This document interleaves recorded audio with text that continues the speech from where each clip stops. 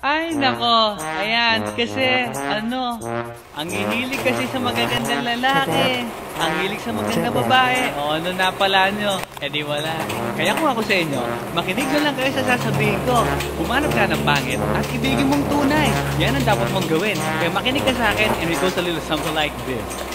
Kung gusto mong lumigaya ang iyong buhay, humanap ka ng pangit at ibigin mong tunay. Isang pangit na talagang di mo matanggap at huwag ang lalaki na iyong pangarap. Ngunit kung bakit ko sinabi to'y simple lang, pagkat magagandang lalaki ay naglalaro lang ng iyong oras. Pagod hirap at salapi, ngunit handang-handang iwanan ka naman sa sandali na ikaw ay wala nang ibigay, di ba? Kaya't pangit na lalaki ang hanapin mo, day.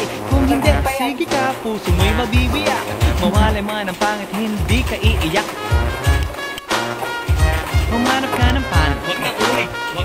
Humanap ka ng pangit. Humanap ka ng pangit. Ibigin mong tunay. Humanap ka ng pangit.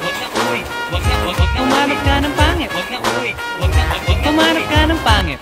Ibigin mong tunay. Isang pangit na babae na mayroong pagtingin, mga liwa ka man, sige lang, andyan pa rin pagkat ikaw talaga ang kanyang pag-aaring. Pag-isipan kang iwanan, hindi na maaari. At kung malingat ka man, huwag mag-alala. Sigurado ka naman walang makikipagkilala kung kasama mo siya. Di bali na ang katakutan, okay lang kung ikaw na may